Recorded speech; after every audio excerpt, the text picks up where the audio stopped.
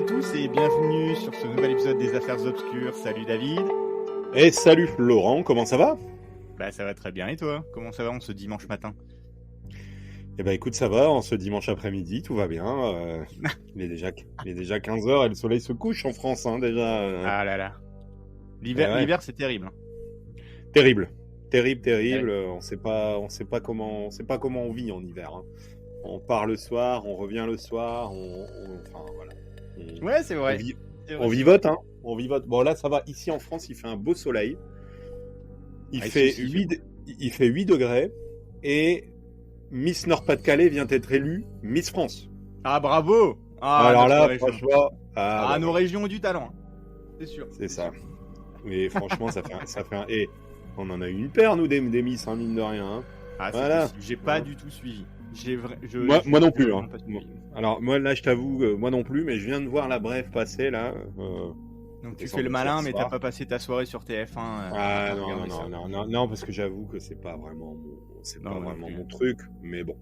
Moi non plus. Il y a toujours un petit côté de fierté, quand même, pour les régions. Oui, voilà, c'est sympa. C'est sympa. Bon, alors, est-ce que tu t'es mis à éplucher du code source depuis notre dernier épisode?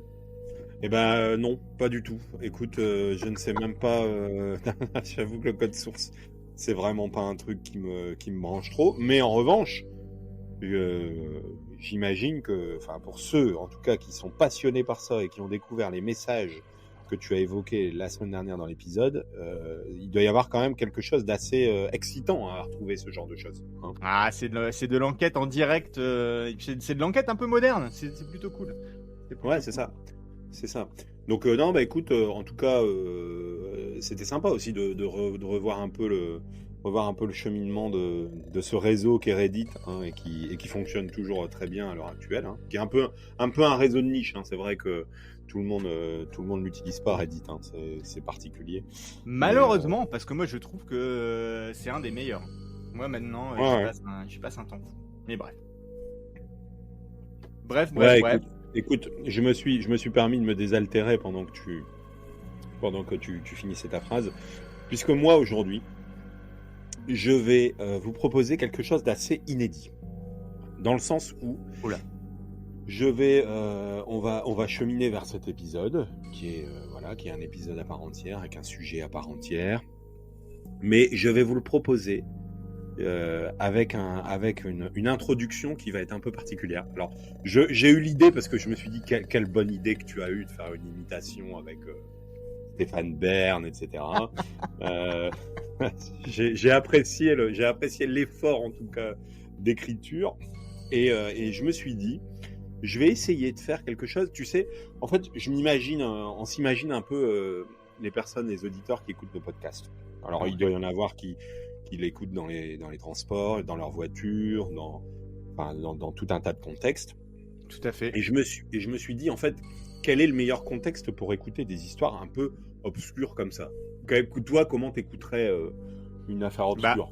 Alors moi, je suis un gros consommateur de podcasts et la plupart du temps, c'est dans la voiture. Je te dirais quand je fais de la route et compagnie. Ouais, moi, c'est vraiment dans la voiture. D'accord, ok. Bon.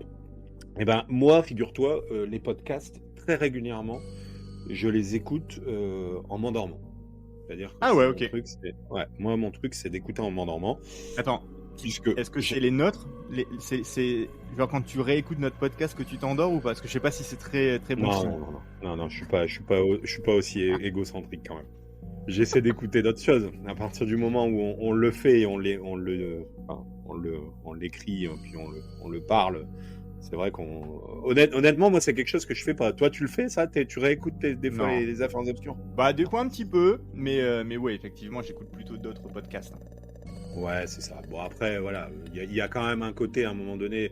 Moi, j'avoue, pendant longtemps, j'écoutais le dernier épisode un peu le jour où il sortait pour voir un peu, pour traquer un petit peu les petites choses qui étaient peut-être un peu compliquées. Alors, il y a eu pendant longtemps, le son qui était trop fort, enfin voilà. Donc il fallait quand même un petit peu être en veille par rapport à ça. Je remarque que ça fait un moment qu'on nous a pas dit que le son était fort. Donc, ouais, tout à fait. Donc bon, a priori le son n'est pas trop fort. Et donc voilà, j'en reviens un peu à ce que je te disais pour introduire mon sujet. En fait, je vais l'introduire de la manière suivante, un peu, ça va être un petit peu ludique. Ok. Dans ce sens, ludique et un petit peu effrayant, parce que c'est le but aussi du podcast. Je me suis dit, je vais prendre un peu l'histoire par un bout narratif. C'est-à-dire que je vais écrire un texte pour essayer de vous plonger dans un état d'esprit, une configuration un petit peu des affaires obscures. Et je vais vous raconter 2 anecdotes d'emblée de ce qui s'est passé dans ce lieu où il se passe des événements. Donc voilà un petit peu ma configuration. Et donc à partir de maintenant, je vais rentrer vraiment dans un aspect très hypnotique, avec voilà, laissez-vous aller, fermez les yeux et n'hésitez pas à vous allonger et à poser la tête sur votre oreiller et vous dormirez sur vos 2 oreilles. Donc voilà, ça c'était pas écrit, hein, je précise. Incroyable. Incroyable. J'ai un petit côté aussi, faut le dire, un petit côté improvisation qui ressort de temps en temps de moi. Donc voilà, donc mettez-vous bien, comme dirait l'autre, hein, et je vais démarrer par mon histoire. Et puis petit à petit, on va y arriver comme un songe qui s'introduit dans votre cerveau. Cette affaire va rentrer en vous et vous allez savoir de quoi on parle dans quelques secondes. Excellent. Si vous me permettez, mes chers auditeurs, nous allons maintenant commencer. Dans le silence oppressant de la nuit, laissez votre esprit s'immerger dans une obscurité insondable, où le voile entre le monde des vivants et des morts se déchire. Bienvenue dans le récit envoûtant d'une nécropole, un lieu où l'histoire tourmentée du passé s'entremêle avec les murmures des âmes inquiètes. Imaginez-vous, errant parmi les tombes séculaires, les ombres des sépultures semblant s'étirer vers vous avec une avidité sinistre. Les pierres tombales, telles des témoins silencieux d'événements inexpliqués, se dressent comme des sentinelles dans ce lieu mystérieux.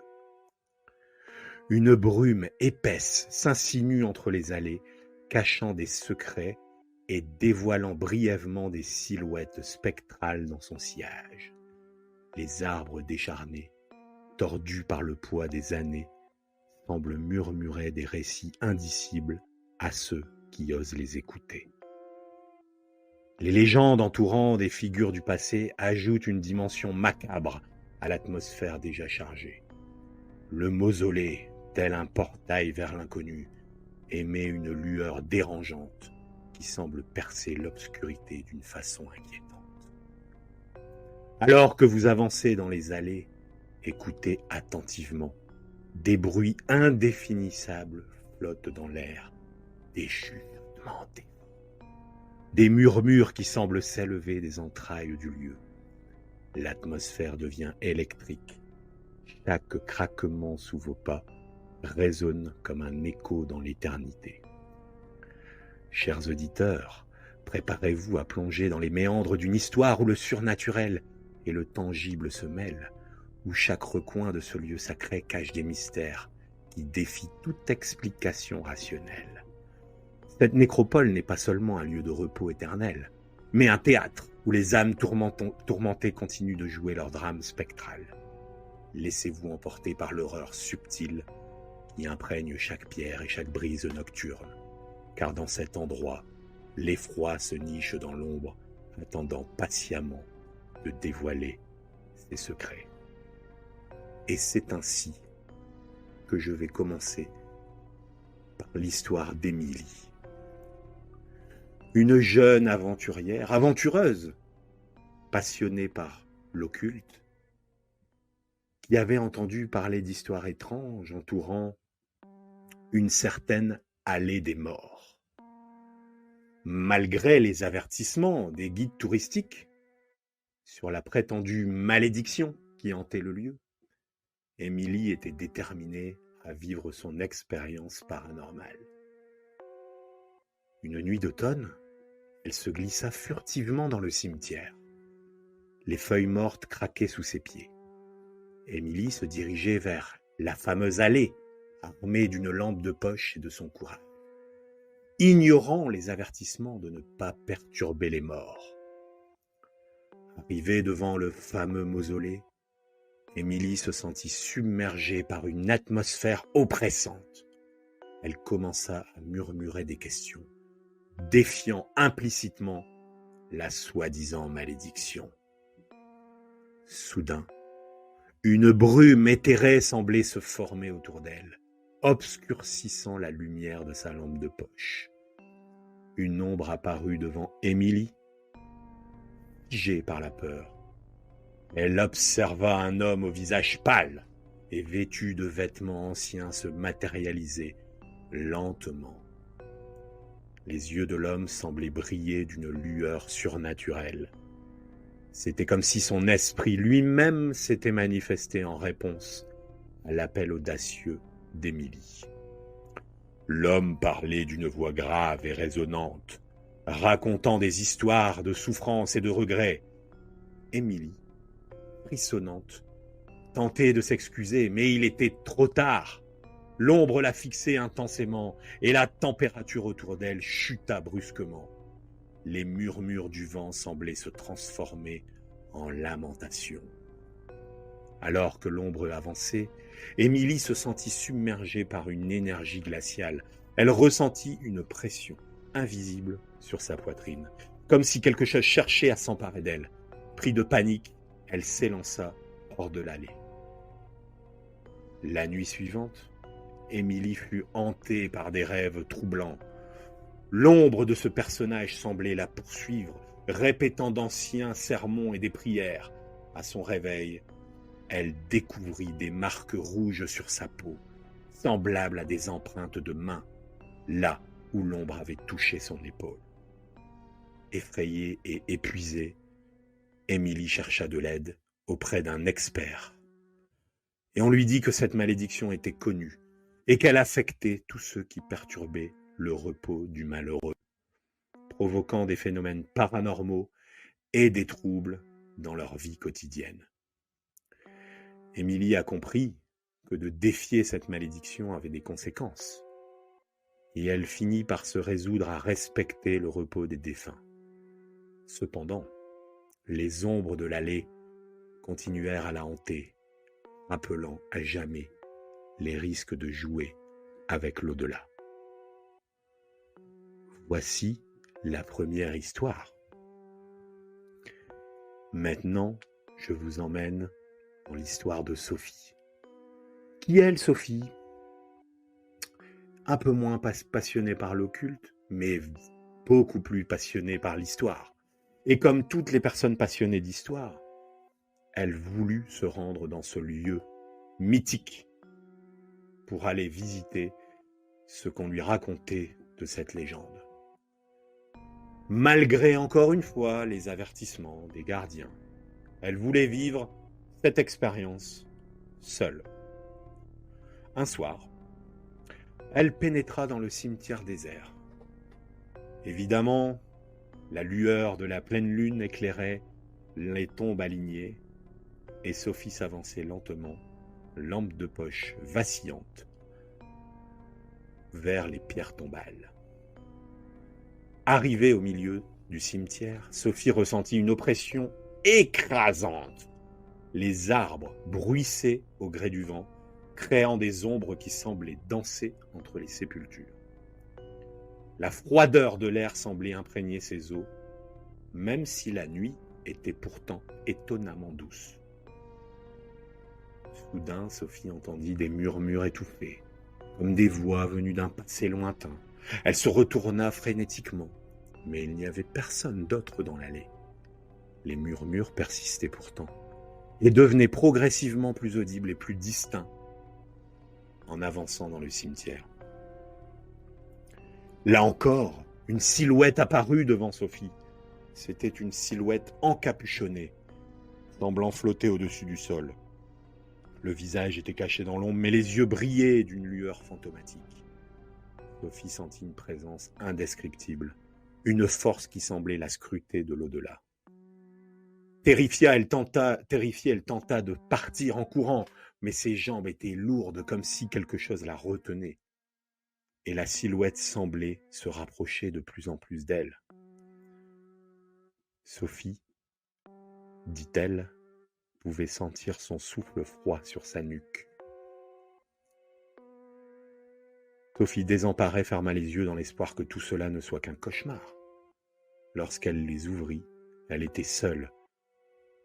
Plus de murmures, plus de lamentations.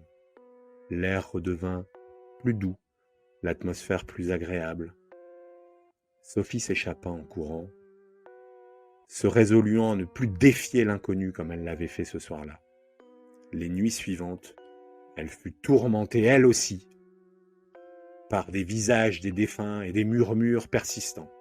Les marques de la terreur étaient gravées dans son esprit, rappelant à jamais que certaines forces devaient rester inexplorées.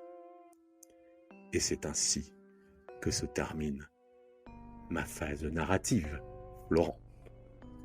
Ah, merci David, ça m'a transporté, je te dirais. C'est vrai ? Ouais, bon, j'étais dedans. C'est pour ça que j'ai rien dit, parce que je trouvais que c'était très bien narré et les histoires sont vraiment pas mal. Bon.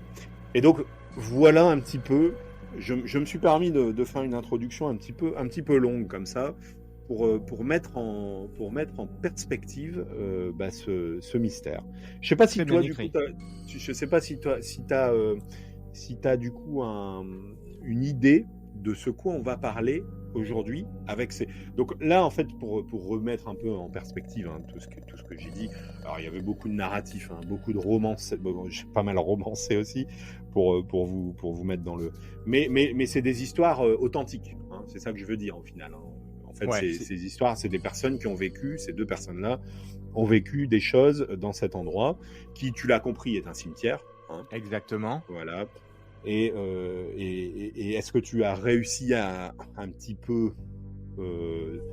identifier ce cimetière Alors non, j'ai pas identifié le cimetière, donc on parle d'histoires qui se passent dans un cimetière. Rencontre voilà. Avec l'au-delà dans un cimetière hanté la nuit. Ouais.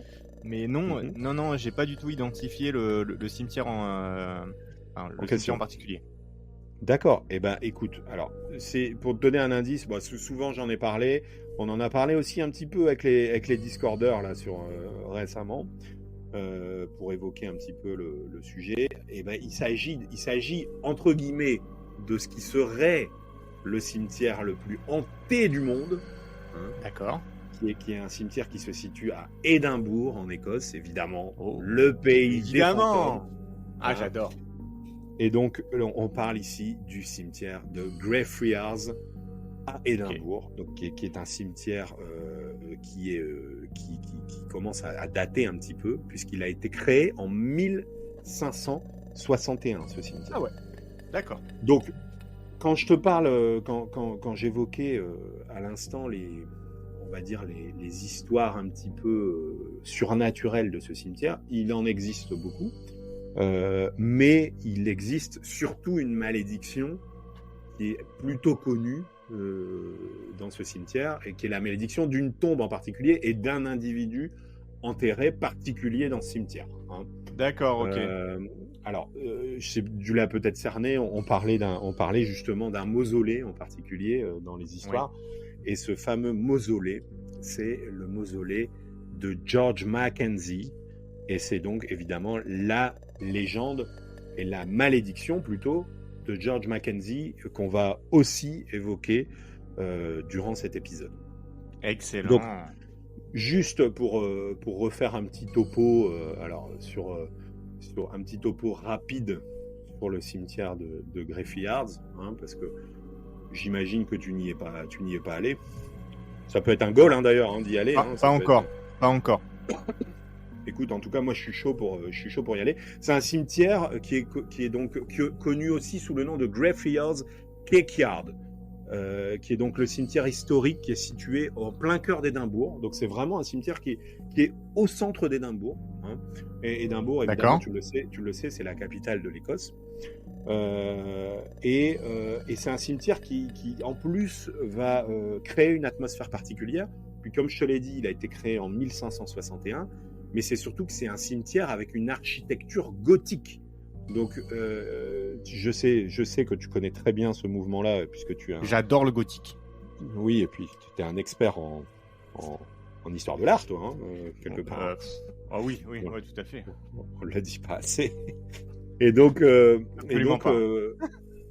voilà, on a dans ce lieu un cimetière qui est construit sur le site d'un ancien monastère, un ancien monastère franciscain. D'ailleurs, son nom, il est tiré de ça, de Grey Friars. Alors, Grey Friars, c'est une référence à la couleur grise des vêtements des moines franciscains, en fait. Ah ouais. C'est pour ça qu'on l'appelle comme ça. Et donc, il y a un certain nombre de personnalités historiques qui sont enfin historiques, j'entends, connues surtout en Écosse, puisque nous, je vais pas vous donner des noms parce que, enfin, je vais pas vous donner des noms connus en fait. Il n'y a pas Jean Gabin, il y a pas, enfin voilà, c'est pas des personnes qui sont connues comme au Père-Lachaise pour nous les Français. Enfin voilà, c'est des personnes qui sont connues en Écosse, en tout cas comme au Père-Lachaise pour nous les Français. Ouais, ok. Ok. Et donc voilà, c'est un cimetière avec une entrée, avec une porte en fer forgé, des grilles qui sont très mystérieuses. Enfin voilà, une atmosphère qui est aussi un petit peu labyrinthique à l'intérieur du cimetière, puisqu'il y a énormément, tu sais, un petit peu, je sais pas si tu as déjà eu enfin, je vais pas te dire la chance de te balader dans des cimetières comme ceux-là, mais il y a des cimetières, tu sais, pour lesquels on sent qu'il n'y a même pas vraiment d'allée, tu sais, où il y a des tombes. Ouais, c'est un peu plus bordélique.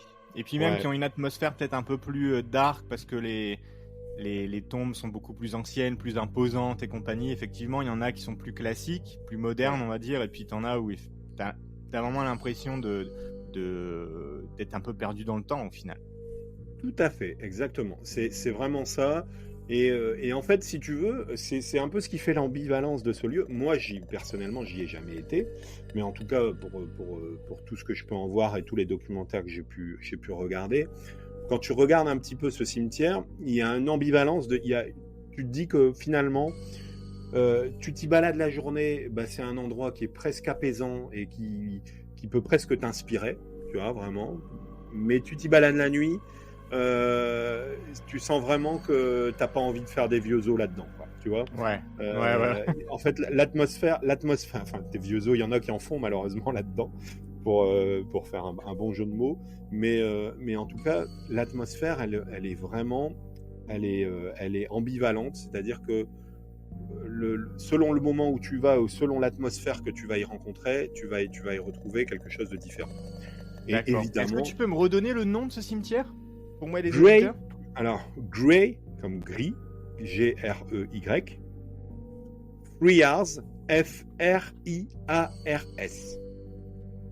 Excellent, merci. Je vais aller regarder pendant que tu me parles quelques petites images. Voilà, va checker quelques images. Et donc, je te disais en introduction que l'une des histoires et l'une des malédictions des tombes qui étaient aujourd'hui encore qui étaient ciblées par des phénomènes occultes, c'est la tombe du fameux George Mackenzie. On l'appelle aussi George Bloody Mackenzie. Donc tu vois du coup un petit peu la référence au personnage. Je vois le genre. En tout cas, j'aimerais pas qu'on m'appelle Bloody Flo et compagnie. Voilà. Tu vois que c'était pas forcément un enfant de cœur, le George Mackenzie. Effectivement. Donc, excusez-moi, j'ai ma petite toux traditionnelle. J'avais la gorge qui m'irritait. Voilà, je suis désolé. Alors, ce cimetière, je suis désolé pour cette interruption qui est tout à fait inopportune, mais qui me permet, inadmissible, on peut le dire, mais qui me permet de rebondir sur l'histoire de George Mackenzie. En fait, pour comprendre un peu cette histoire, l'histoire de John Mackenzie, de la malédiction et de ce cimetière et de ces phénomènes occultes, il faut un petit peu faire le lien avec ce qu'on appelle les covenantaires. Alors, est-ce que tu sais ce que c'est les covenantaires? Non, absolument pas. Je ne pense pas. Absolument en fait, pas. Les covenantaires, c'était des presbytériens écossais qui s'opposaient à l'époque au roi d'Écosse. Au roi en général, pas d'Écosse, au roi d'Angleterre, en fait. Ouais, c'est ça, ok. Et voilà. Et donc, en fait, c'était un peu les opposants écossais du roi de l'époque. Donc, de l'époque, on est à peu près, dans l'époque de Mackenzie, on est à peu près au XVIIe siècle. Et donc, ils s'opposaient au monarque, et ces Covenanters, ils subissaient une répression, mais hyper violente. C'est-à-dire que c'était un peu comme nous en France, si tu veux, quand il y a eu le massacre de la Saint-Barthélemy, etc. Il y avait finalement le roi, il demandait à ce qu'il y ait des tueries de masse pour ses opposants, qui étaient les Covenanters. Et donc George Mackenzie, qui était lui à l'époque le représentant du dit roi, qui était Charles II en l'espèce, c'était un petit peu, on va dire, le responsable de ces persécutions. On peut dire un petit peu je ne sais plus comment c'était pour les nazis, là, le responsable des camps de concentration, là, je ne sais plus son nom. Enfin, Rudolf Hess. Non. Voilà, par exemple. En gros, c'était un peu le bourreau armé de l'époque de ces Covenanters. C'est-à-dire qu'il les tuait, et il a fait à peu près à l'époque 18 000 victimes. Le George Mackenzie. Donc il a un peu tué 18 000 personnes. En 1660. Ouais, c'est pas mal. Sans tomber dans l'humour, mais 18 000, c'est énorme, surtout à l'époque. Surtout à l'époque, et je vous rappelle qu'on est en Écosse, hein. C'est-à-dire que, voilà, on n'est pas, on est en Écosse au XVIIe siècle, hein. Donc 18 000 personnes, imaginez-vous ce que ça fait. Hein. C'est vraiment énorme, ouais. Et donc les Covenanters, ils vont forcément à un moment donné plier, hein, et ils vont plier en 1679. Et il y a 1200 prisonniers à ce moment-là qui vont être amenés à Édimbourg, et 400 qui vont être enfermés dans la prison des Covenanters. Et tiens-toi bien, où elle était, la prison des Covenanters? Je te le donne en 1000. Tu sais pas? Sur le cimetière. Était dans le cimetière de Greyfriars. Là là, ça pose le décor. Okay. Et donc les 400, ils sont enfermés dans cette prison, et donc tu peux aller regarder, hein. D'ailleurs on voit encore aujourd'hui des images de cette prison horrible. Ils sont enfermés dans cette prison rudimentaire, et donc il est nullement besoin de vous dire que les conditions, elles étaient horribles, hein, et que sur ces 400, il y en a 257 qui vont survivre quand même. C'est quand même une bonne partie qui est décédée, ouais. Voilà. Mais l'ironie du sort, qui est, si on peut dire, l'histoire un peu incroyable et improbable, c'est que le bourreau Mackenzie, il va être enterré dans un mausolée à proximité de cette prison. Voilà. Donc en fait, le bourreau de ces victimes-là, quand il va mourir, il va être enterré finalement à côté de là où il avait claqué tous ses prisonniers. Donc forcément, le message, il est un petit peu particulier, hein, on peut le dire. Ironie du soir, bonsoir. Effectivement. Voilà, exactement. Et donc, au 19e siècle, le cimetière, lui, va subir un peu des pillages de tombes, et puis il va être un petit peu révolutionné par un certain nombre de choses, des passages un peu de personnes mal intentionnées, etc. Ce qui est très commun à l'époque, hein. On en a parlé pendant l'épisode sur l'Égypte, hein, mais je pense que de tout temps, et encore aujourd'hui malheureusement, hein, ça c'est des choses qui arrivent. Ce qui est très commun, effectivement. Et donc c'est à partir de là qu'une légende va se créer autour de ce fameux mausolée de Mackenzie. Hein. Et elle va commencer notamment à la suite de l'histoire que va relater un fugitif qui s'appelle John Hayes. Parce que John Hayes, lui, il était recherché, et puis forcément il se dit je vais aller me planquer là où on va pas trop venir me chercher, et puis il a la bonne idée de se dire puis on aurait plutôt tous la même idée, je vais aller me planquer dans le cimetière où il y a des grandes tombes et où je peux me claquer dans un mausolée finalement. Hein. Très très très commun. Très commun. Non mais c'est vrai. C'est souvent une idée, hein, des fugitifs, effectivement. Et souvent il y a un orage en plus ce soir-là. Hein. Si. Non mais c'est vrai. Ouais. Et donc le John Hayes, il va se cacher dans le mausolée, et quand il va être retrouvé, il va être complètement, mais je te dis complètement changé, le mec. C'est-à-dire qu'il est devenu complètement malade. Mais quand je te dis malade, c'est fou. après être resté un certain temps caché dans ce mausolée. Puisque lui va raconter un certain nombre d'histoires en disant qu'il a vu les cercueils bouger, qu'il a vu des choses se passer, etc. Qu'il y a des choses un peu anormales qui se sont passées. D'accord. Et donc pour continuer un petit peu sur ces légendes, donc là on est sur, on va dire, les démarrages de cette légende, comment cette légende a démarré. On signale aussi que à partir de 1998, dans le cimetière, il y a un vagabond qui va découvrir une fosse commune de manière insidieuse, qui va déclencher un certain nombre de phénomènes paranormaux. D'accord. Donc on ne sait pas si la fosse commune elle est liée, par exemple, avec tous les prisonniers qui ont été, tous les prisonniers qui étaient enfermés là, etc. Mais néanmoins, on va rapporter à partir de ce moment-là, des attaques physiques, notamment de personnes qui visitent le cimetière de Greyfriars. Ah ouais, donc, c'est un peu intense quand même. C'est pas juste, des apparitions, c'est qu'il y a du physique, quoi. On verra après, tu verras, on va étayer un petit peu tout ce qui est ressenti quand on est dans le cimetière, puisqu'il y a des choses qui sont ressenties par certains des visiteurs. On fait pas de généralité, évidemment. Ouais. Mais en tout cas, si les auditeurs et si toi tu es curieux, tu peux aller regarder certaines images. Et d'ailleurs, je l'ai évoqué dans l'histoire narrative du démarrage.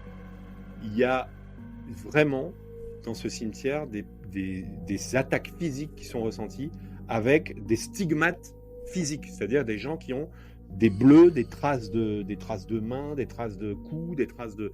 Enfin voilà, il y a des gens qui ressortent. Ah ouais, c'est quand même méga intense, quoi. Okay. Ah ouais. Donc tu pourras aller voir. Il me semble qu'il y a des photos qui précisent. Il y a pas mal de photos qui précisent un petit peu les stigmates de ces attaques. Et donc, à partir de ce moment-là, il va y avoir plein de phénomènes, notamment à partir de 98, des attaques physiques, des dysfonctionnements d'appareils électroniques. Et puis on va essayer, du coup, forcément, comme tu l'imagines, l'histoire, elle va être largement médiatisée. Donc, d'ailleurs, il me semble que le grand JD a été dans ce cimetière. Il me semble qu'il a fait une enquête. Je vais regarder ça. La revoir, elle est plutôt intéressante.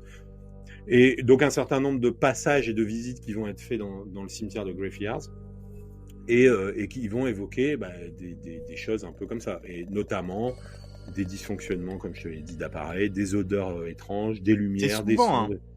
Souvent, il fait froid, dysfonctionnement d'appareils et compagnie. Ok. Exactement. Et ce qui est quand même significatif, c'est que pour les personnes qui suivent un petit peu de près cette histoire, ils vont même jusqu'à dire que les attaques de l'esprit de Mackenzie, ils semblent être de plus en plus violentes. C'est-à-dire que ça va pas en s'atténuant. Tu vois, c'est vraiment un truc qui commence un petit peu à être de plus en plus intense pour les personnes, en tout cas, qui vivent ce genre de phénomène. Alors, j'ai pas parlé, mais je t'en parle rapidement, parce qu'il y a aussi, évidemment, il y a des petites choses mignonnes autour de Greyfriars. Il y a notamment l'histoire de Greyfriars Bobby. Alors, tu pourras aller voir aussi, c'est une histoire assez mignonne. Tu sais, l'histoire du chien du gardien de nuit. Où, quand le gardien il est décédé, le chien il allait régulièrement sur sa tombe. Et en fait, du coup, c'est ça qui est assez drôle. Ils ont fait une petite statue à l'entrée du cimetière du chien, tu sais, de Bobby, pour rendre hommage à ça. Bon, je me disais, il faut que j'en parle parce que c'est quand même assez mignon, tu vois, finalement, par rapport à cette histoire. Alors, pour revenir un petit peu à nos moutons, et notamment à ces histoires de Mackenzie et des endroits, des emplacements dans le cimetière qui sont un petit peu, on va dire, hantés. Donc, je te l'ai dit, il y a la fameuse malédiction de George Mackenzie. Donc, il vaut mieux pas trop aller jouer les malins, on va dire, pour faire des raccourcis près de sa tombe, puisque près de la tombe de George Mackenzie, qu'on appelle aussi le Black Mausoleum. Donc déjà, ça te fait flipper. Hein. Si tu vas dans le cimetière, t'arrives Black Mausoleum, t'as envie de dire, c'est pas l'endroit où j'ai envie d'y aller. Hein. Non. Et donc, il y a un certain nombre de phénomènes qui seraient ressentis quand tu serais près de cette tombe. Notamment, certains phénomènes que j'ai cités dans le narratif.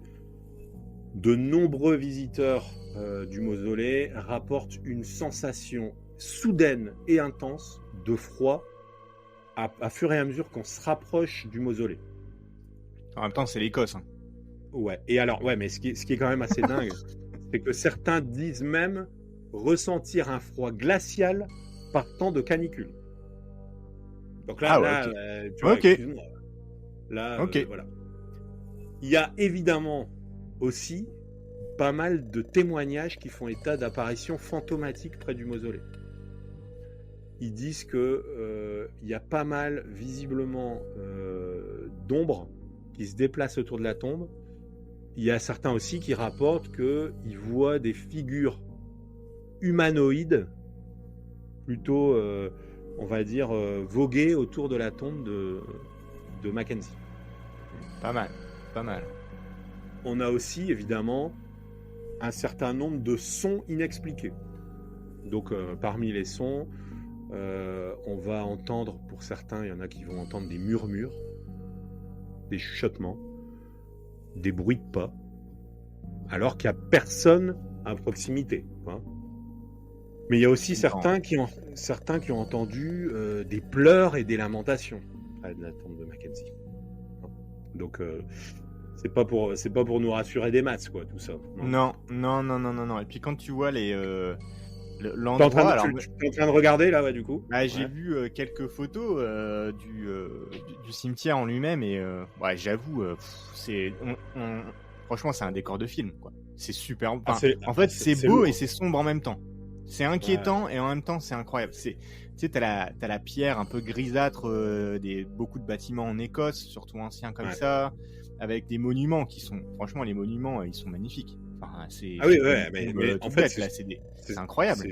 C'est ce que je te disais, hein, c'est presque en pleine journée, tu peux presque faire un rendez-vous romantique entre guillemets, tu vois. Non, mais clairement, alors c'est sûr que c'est un peu glauque. Ouais, c'est un peu Glock 2000 si tu fais un rendez-vous romantique sur la tombe de Bolly, mais je suis d'accord que romantique avec une gothique. C'est ça que c'est limite non, mais en vrai, c'est limite un parc dans lequel tu pourrais te balader qui est super beau, en fait. Mais qui, en même temps, au vu des couleurs, et puis j'imagine le soir, ça doit être très inquiétant. Ouais, alors je dirais que le seul truc qui doit un petit peu te raccrocher au fait d'y aller le soir, c'est que tu es en plein centre d'Édimbourg, et donc tu peux vite te raccrocher à un immeuble et des lumières à proximité, tu vois. Ou un ivrogne sinon, qui sort d'un pub. Ouais, c'est ça. Mais finalement, effectivement, comme tu l'as dit, hein, comme je l'ai dit tout à l'heure, c'est un lieu qui change de visage le jour et la nuit, hein, clairement. Ouais. Je te disais tout à l'heure que on recensait, et c'est peut-être ça qui est le plus impressionnant à Greyfriars, c'est qu'on recense des interactions physiques. Ça, c'est quand même vraiment pas commun dans le surnaturel. Ouais, c'est vrai. Je sais pas si tu as pu aller voir un peu les photos. Il y a des photos très impressionnantes. Donc il y en a qui rapportent des interactions physiques inexplicables près de la tombe de Mackenzie, incluant des sensations de toucher.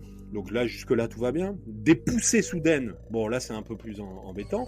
Voire des marques physiques sur la peau qui vont donner du crédit au fait que Mackenzie, il est brutal, en fait. Tu vois, il va un petit peu brutaliser les personnes qui sont à proximité, comme il le faisait à l'époque avec les Covenanters. Je sais pas si tu as pu voir, du coup, mais effectivement... Ouais, j'ai pu voir quelques photos, effectivement. C'est impressionnant. On a aussi beaucoup de gens qui ont des expériences émotionnelles qui se déclenchent à proximité. Alors ça, je dirais que ça, c'est plus ou moins explicable, parce que il suffit que tu aies quelqu'un d'un peu faible qui va dans le cimetière, qui croit un peu à beaucoup de choses, etc. Bon, mais ceci dit, il y en a beaucoup qui sont angoissés, en colère ou très tristes quand ils arrivent à côté du mausolée de Mackenzie. D'accord. Et puis, bah, tu l'as dit tout à l'heure, il y a quand même des choses aussi, il y a des phénomènes électriques, électromagnétiques qui sont pas normaux près du mausolée.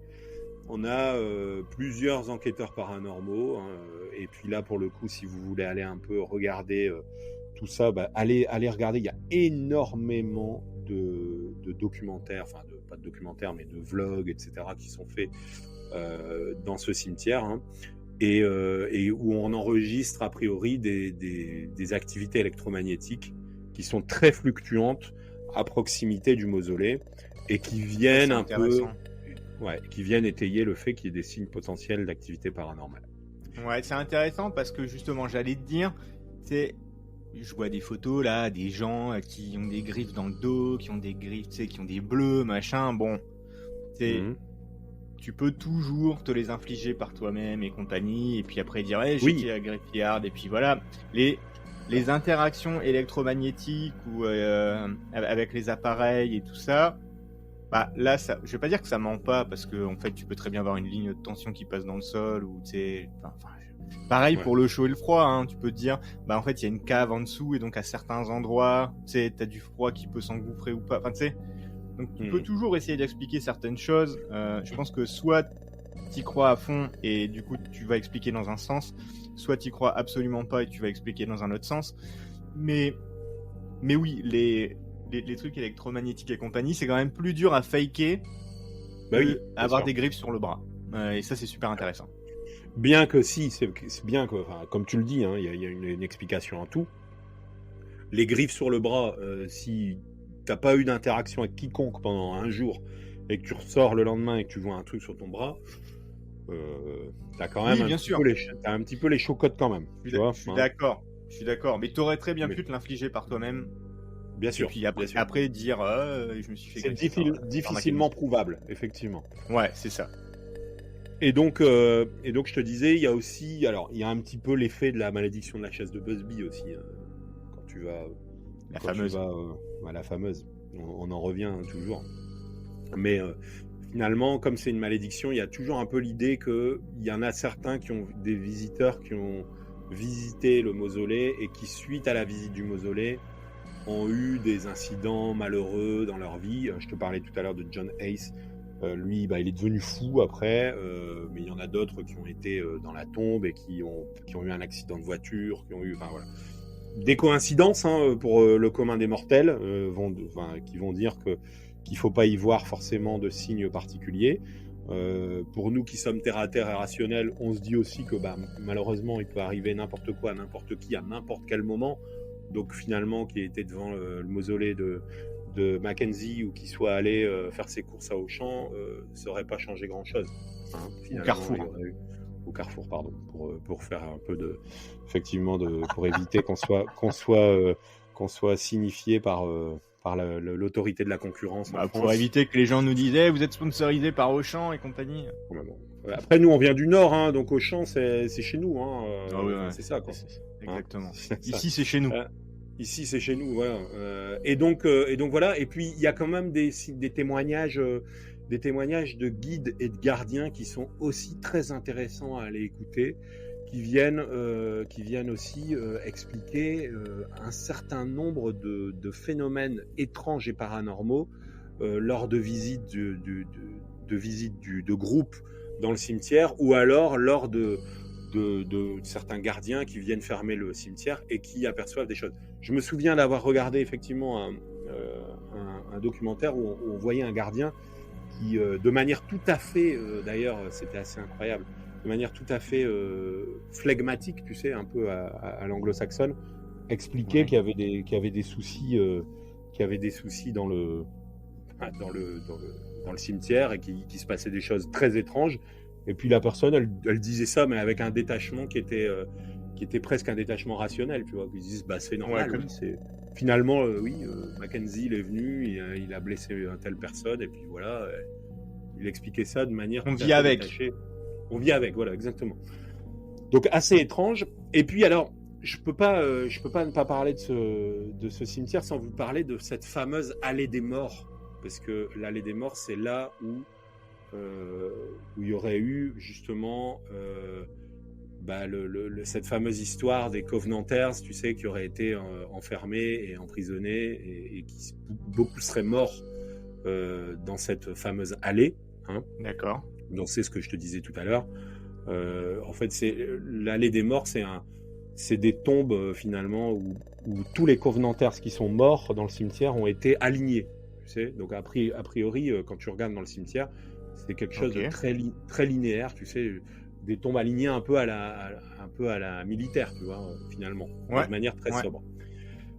Et donc là aussi, il se passe des choses très inhabituelles. Hein. Donc, on a également dans cette fameuse allée des visiteurs qui affirment avoir vu beaucoup de fantômes, hein, qui sont souvent décrits comme des silhouettes. Hein, donc, c'est vraiment très inquiétant. Hein, autant quand on voit ce qu'on appelle tu sais, les petits points là, je sais plus comment on appelle ça, des orbes. Des orbes. Bon, on peut se dire, mais là, ils voient des silhouettes, c'est-à-dire que des formes humaines qui flottent et qui disparaissent. Et il y a aussi des sensations de présence qui sont très très importantes à cet endroit-là du cimetière. D'accord. Notamment dans cette allée où on décrit des personnes qui ont des picotements sur la peau, des impressions d'être observées, des choses tout à fait inquiétantes, avec aussi des modifications de température, avec un froid glacial également à ce niveau-là. Des murmures, des chuchotements, des bruits de pas, des soupirs aussi, mais aussi, comme je te l'ai dit, finalement, tout ce qu'on a évoqué précédemment avec Mackenzie. Donc, en fait, on ne sait pas si Mackenzie...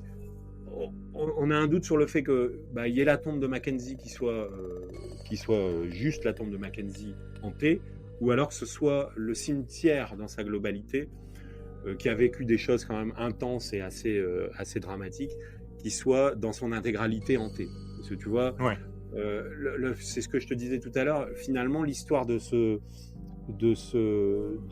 fugitif qui s'est enfermé dans cette tombe de Mackenzie, ça a été un petit peu une rampe de lancement pour cette légende. Mais on se rend compte que, tu vois, derrière, on a le vagabond en 1998 qui trouve une fosse. Enfin, on a plein de choses qui étayent le fait que ce soit le cimetière dans son intégralité et non pas un lieu prédisposé qui soit le tombeau de Mackenzie, qui soit juste hanté. Donc voilà un petit peu les difficultés par rapport à pas les difficultés, mais les choses qu'on peut retrouver dans le cimetière. Et on peut encore aujourd'hui entrer, donc je te disais, dans la prison, dans la Covenanters prison, hein, et dans une partie du cimetière. Et là aussi, on a aussi des choses un petit peu compliquées. Ah ouais. Ouais. C'est-à-dire qu'on a des pleurs, on peut entendre des pleurs, des lamentations, donc forcément du champ lexical de la souffrance. Mais il y en a qui décrivent aussi des visages dans l'obscurité, des visages. Alors qui ça, c'est un peu plus flippant. Ouais, je t'avoue que t'iras voir un peu la prison des Covenanters. T'avoue que tu rentres là-dedans, que tu vois ça, là, t'as envie t'as envie de te barrer là. T'as envie de te débrancher immédiatement, je te le dis. Ok. Des ombres aussi, et il y a aussi une chose un peu plus particulière là-dedans, c'est que il y en a qui disent que ils ont ressenti des expériences entre guillemets intelligentes, où certains visiteurs ont reçu des réponses à leurs questions.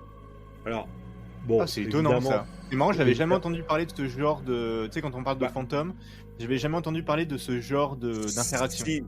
Si, parce que tu as déjà entendu, parce que c'est le fameux si vous êtes là, tapez 2 fois, quoi, tu vois. C'est ça. Ah oui, ok. Ok, aussi simple que ça. Ok. Je pensais qu'il y a des gens qui sortaient de là en disant ok, j'ai compris le sens. J'ai demandé par exemple, quelqu'un qui rentre dans la prison des Covenanters, dis-moi, le fantôme des Covenanters, tu peux me dire quelle est la capitale du Pérou? Et puis là, t'entends. La capitale du Pérou, c'est Lima.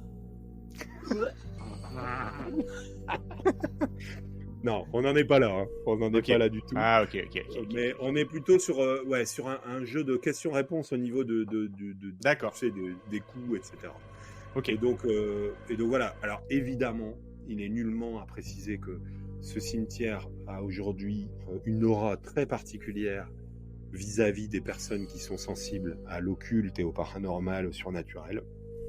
C'est-à-dire qu'aujourd'hui, il y a énormément de gens qui viennent visiter de nuit le cimetière et qui viennent y faire des expériences. Et ce qui vient alimenter tout et n'importe quoi finalement, tu vois. C'est-à-dire que on est aujourd'hui face à un phénomène de massif où on a rendu public un petit peu tout ça par les réseaux, etc.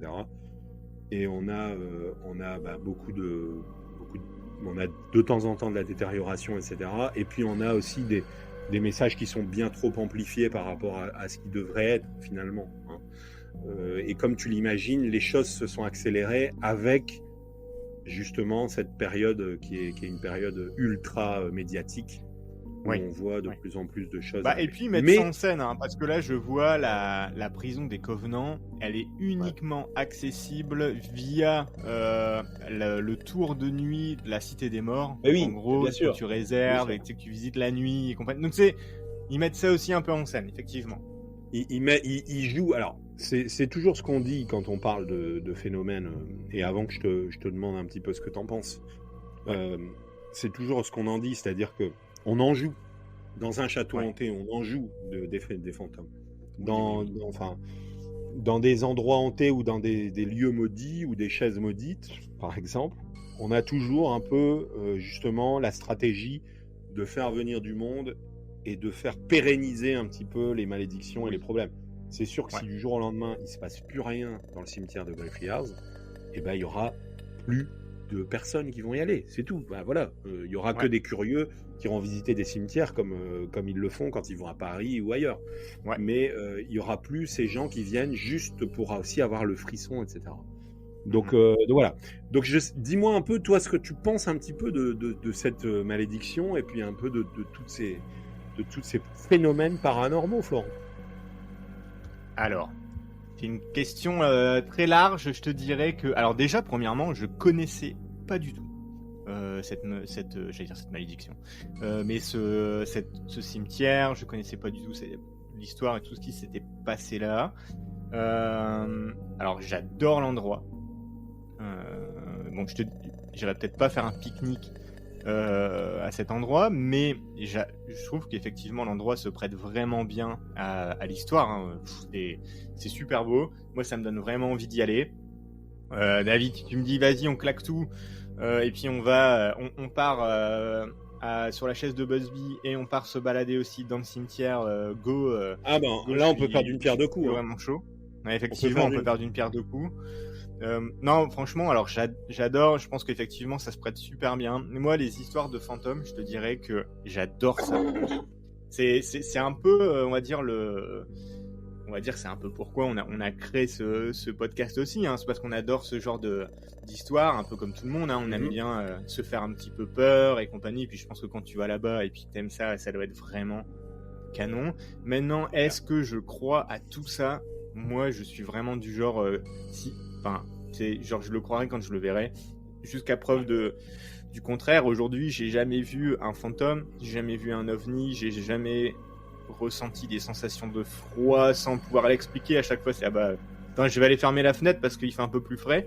Tu sais, j'ai beaucoup de mal à le croire, bien entendu. Par contre, c'est indéniable que l'histoire vaut vraiment le coup de faire un épisode de podcast parce que je connaissais pas et c'est vraiment canon. Puis ta façon de l'expliquer au début, moi ça m'a beaucoup plu. Mais voilà, donc c'est un peu ça mon avis là-dessus. Je pense que si t'es dans le coin d'Édimbourg, en fait, je te dirais, on a déjà fait des trucs où ça vaut pas forcément le détour. Je pense que si t'es dans le coin d'Édimbourg ou un peu à côté et compagnie, là ça vaut le détour de t'arrêter là-bas. Ah bah j'y vais, vraiment, c'est clair. Moi j'y vais 2000%, hein, ça c'est clair. Là, juste pour avoir un peu pour avoir mon propre avis par rapport à tout ce qu'on dit. Et puis quoi qu'il en soit, rien que d'avoir fait cet épisode et d'en avoir parlé et de l'avoir un peu étudié, il y aura toujours un a priori quand tu iras sur un lieu. Tu diras oui, c'est vrai que le Black Mausoleum, je vais arriver, je vais peut-être avoir froid, peut-être avoir ceci, je vais peut-être entendre cela, et puis finalement, tes sens ils sont un petit peu amplifiés. En alerte un peu. Ils sont en alerte et du coup tu te laisses un petit peu plus prendre au piège de ces sensations-là. Ouais, puis faire le tour de la prison la nuit, quand tu vois les photos de la prison de jour, mais de nuit avec un groupe et un guide qui doit en rajouter, en vrai, ça doit être une expérience incroyable. Ça doit être fou, ça doit être fou. Écoute, en tout cas, moi je voulais terminer cet épisode en te parlant d'autres cimetières hantés. Parce que allez, il y en a d'autres, et peut-être qu'il y en a d'autres qui feront. C'est hanté la chaise ? Alors, d'autres cimetières hantés. Il y a pas. Alors, d'autres chaises, je sais pas si. Non, mais je te parle du. T'as le quiproquo. Je te parlais du cimetière du Père-Lachaise. Ah, pardon, je pensais que tu me parlais de la chaise de Busby, mais rien compris. Ah ouais, non, mais on est tellement obsédé par la chaise de Busby que finalement. Incroyable. Alors, moi, dès que je vois une chaise, je pense à ça. Il y a effectivement le cimetière du Père-Lachaise. Alors, mais je vais te commencer par le cimetière de Highgate à Londres, qui est un cimetière victorien, qui est connu aussi pour ses pierres tombales, un peu comme à Édimbourg, c'est-à-dire avec une atmosphère gothique, etc., où on fait état d'apparitions et d'énergie assez particulières. Il y a le cimetière de Saint-Louis à la Nouvelle-Orléans, qui est aussi un cimetière très historique et qui est associé à beaucoup de légendes vaudou. D'accord. Et beaucoup de légendes. Une grosse communauté francophone, justement, là-bas, avec le vaudou et compagnie, effectivement. Moi, j'adorerais aller à la Nouvelle-Orléans. Je pense que c'est vraiment un endroit qui doit être exceptionnel. Ouais. Dans le justement. Et d'ailleurs, on pourra faire un épisode. Ouais. Et d'ailleurs, on pourra à l'avenir faire un épisode. Il y a une maison hantée à la Nouvelle-Orléans et qui vaut aussi le détour. Une histoire un peu d'esclavagisme, etc. Mais quelque chose qu'on pourrait aussi évoquer dans un futur épisode. Okay. Il y a le cimetière, alors ça on en a parlé notamment avec des membres de Discord, le cimetière de la Recoleta à Buenos Aires, qui est aussi l'un des cimetières qui est reconnu comme étant le plus hanté du monde, où il y a de nombreuses personnalités argentines qui sont enterrées là-bas, où il y a des voix mystérieuses, des bruits de pas, des apparitions qui ont été signalées. Il y a évidemment le cimetière du Père-Lachaise, qui habite beaucoup de personnalités avec énormément de légendes. Jim Morrison, Oscar Wilde, etc., où il y a beaucoup de légendes qui sont associées à ces grands personnages, etc., où on a aussi des expériences un petit peu étranges. On a le cimetière de Bachelor's Grove, dans l'Illinois, aux États-Unis, qui est aussi considéré comme l'un des cimetières les plus hantés et qui est associé à des phénomènes de lumière, d'apparition de lumière et d'apparition fantomatique. C'est étonnant, ça, les lumières, ouais. Ouais, tout à fait. On a le cimetière Okunoin, Okunoan. Alors, je suis désolé, j'ai un accent japonais très médiocre, mais qui est situé sur le mont Koya au Japon et qui est l'un des plus grands cimetières du Japon. Il y a un grand mysticisme bouddhiste qui entoure ce cimetière, avec notamment des légendes de moines errants dans le cimetière, avec Onizuka qui fait des apparitions de temps en temps. Onizuka Sensei. Mais alors que c'était juste ils étaient juste collés au couvercle de la boîte, quoi. Exactement, comme les raviolis de l'angoisse. Exactement. Le cimetière de la Noria au Chili, merde, j'aurais pu y aller celui-là, qui est un cimetière dans le désert d'Atacama, où il y a des histoires qui circulent sur des apparitions de femmes qui pleurent, avec une atmosphère générale de malaise quand on y est. Et enfin, le cimetière de Resurrection, Chicago, aux États-Unis. Ça, tu peux y aller, c'est pas très loin de chez toi.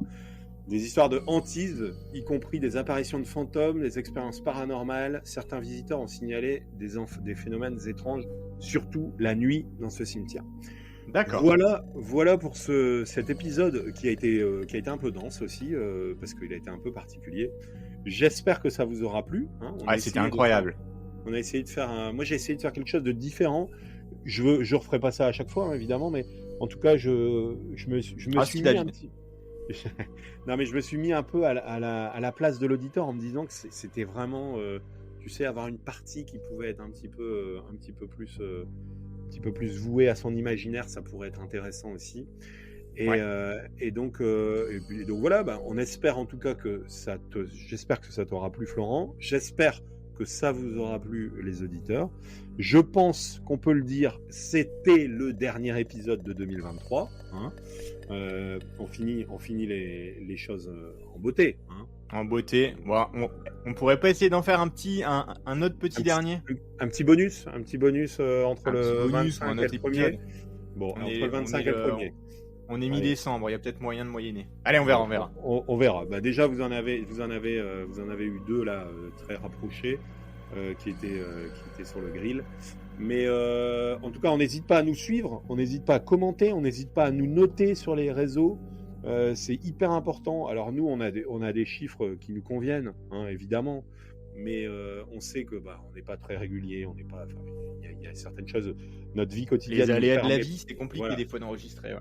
Notre vie quotidienne nous permet pas d'être aussi investi qu'on le souhaiterait, évidemment. Parce non, c'est pas notre métier. Après, j'avoue que j'aimerais bien que ce soit mon métier de faire du podcast, mais non. Bon. Pour ça, il va falloir vraiment que vous soyez quelques petits millions en plus à nous écouter. Ça sera important, et tous les mois, hein, évidemment. Mais en attendant, voilà, n'hésitez pas à nous noter. Nous, en tout cas, on sait qu'il y a du monde qui nous écoute. On voit les stats, on voit que ça reste très semblable à tout ce qu'on fait, très cohérent. Et on sait que quand on sort un épisode, vous êtes aussi autant à être en attente, etc. Donc ça nous fait super plaisir. Ouais, et donc je pense que on a à peu près tout dit, hein, Florent. C'est ça, super épisode, comme d'habitude David. Super épisode. On espère aussi que ça vous a plu. Moi, j'ai vraiment beaucoup apprécié l'introduction parce que ça m'a mis dedans tout de suite. Tu vois, genre j'ai écouté ça un peu, ça m'a plongé dans l'atmosphère, et puis après avoir cette discussion, moi j'ai vraiment adoré ce format. Donc n'hésitez pas à nous dire sur Facebook, Discord, en commentaire. Vous mettez un petit 5 étoiles, bien entendu, sur Apple Podcast ou sur Spotify, et puis vous nous dites ce que vous en avez pensé. Et puis c'est ça, on se retrouve l'année prochaine, comme on dit. Exactement. Voilà. On se retrouve l'année prochaine. Peut-être avant pour un épisode bonus, mais qui sera un épisode différent. Et en tout cas, on se dit à l'année prochaine pour de nouvelles aventures. En attendant, une bonne fin d'année 2023 à tous. Et n'hésitez pas à écouter Les Affaires Obscures. Et on vous dit à très bientôt. À très bientôt, David. Et puis à très bientôt à tous. Passez à tous une très bonne semaine. Au revoir.